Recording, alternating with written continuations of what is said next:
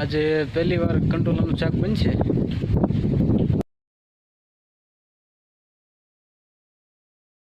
વાગી ગયા છે 9 માં 10 મિનિટની વાર છે. રામ રામ સીતારામ, જય માતાજી બધાને. અને આજે જવાનું તો આપણે ઝાર વાવવા, પણ સવારમાં વહેલા છાંટા આવી ગયા એટલે ઝાર વાવવાનું આપણે કેન્સલ થયું. વરસાદ સારો આવી ગયો તો નેવાધાર કરીને આમ પાણી હાલતા થઈ ગયા હતા, પણ ભેજવાળું થઈ ગયું એટલે હવે કાંઈ ઝાર વવાય નહીં. હવે એક દિવસ જવા દેવો પડે. બધો ગારો કરી નાખ્યો છે અને આપણે બધો તો સામાન આજે લઈ જવા નહોતો એટલે કંઈ સરખો મૂક્યો નહોતો. આમ રણોરાણી પીડ્યું છે બધું, અમુક ગાડામાં ચડાવી લીધું હતું. વરસાદ અત્યારમાં આપણું કામ રગડાવે એવું થયું. જોકે આ ખેતરમાં તો નથી વાંધો આવે એમ, આ ખેતર એક થઈ ગયું કમ્પ્લીટ. અને હમણાં હવે સીધું ખાતર નાખવાનું થાય વરસાદ સારો થાય એટલે. અને જો અત્યારે આપણો કપા કોળમાં છે, તો આપણો કપા કેવો છે એના માટે કમેન્ટ કરજો.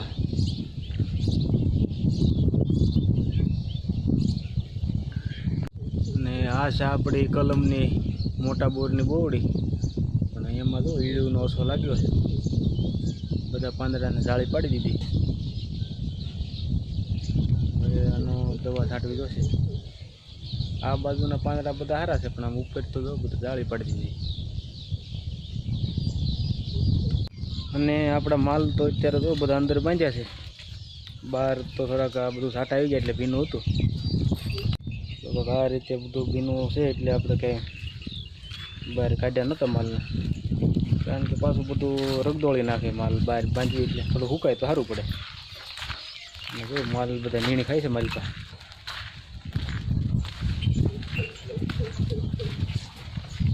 ને આજે આપણા વાંસડાના આરામ છે. જો મારી તો બાંધી છે.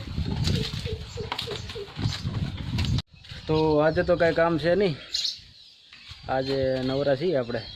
આજે તો બસ માલ ઢોરનું કરવાનું છે, બાકી ખેતરમાં તો કાંઈ ગળાય એવું છે નહીં. તો વાગી ગયા છે 10:30 અને આપણે માલ પાવાના છે. બધા માલ પાવાનો સમય થઈ ગયો છે, તો ચાલો માલ પાઈ લઈએ.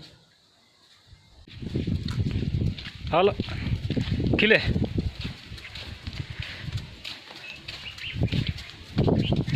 બે વેતા થાય હો બાકી ખરખા.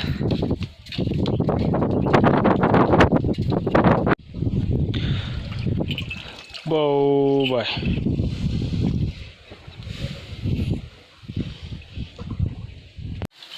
તો બધા માલના પાન જો નીરી દીધી.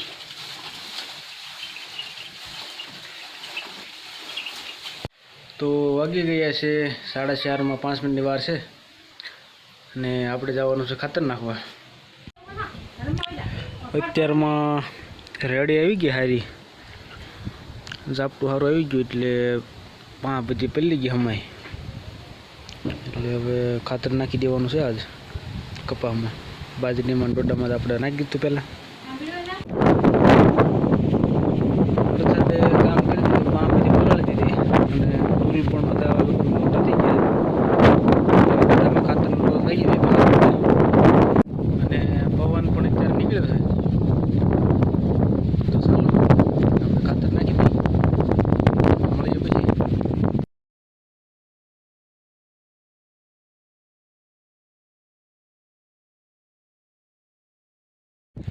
તો વાગી ગયા છે 6 અને ફાઇનલી આપણે આખા ખેતરમાં થઈ ગયું છે.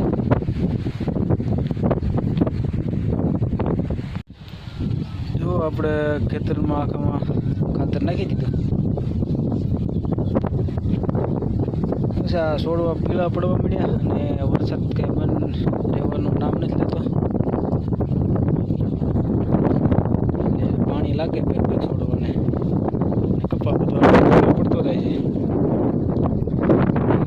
ખાતર આપણે નાખી દેવું પડ્યું.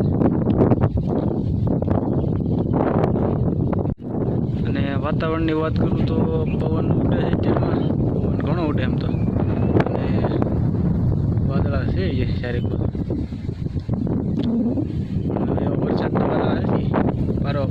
વાદળા દેખાય છે.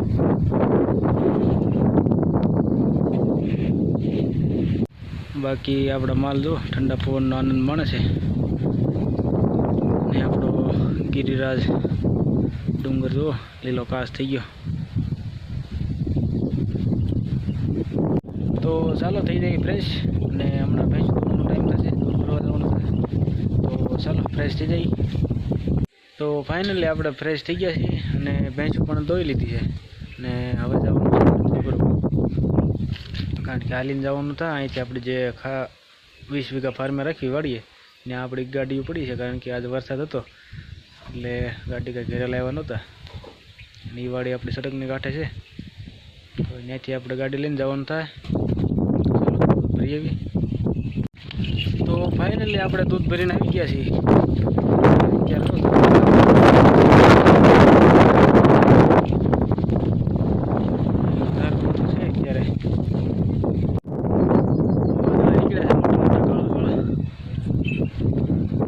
શાયરે કાળું કાળું આપ થઈ ગયું.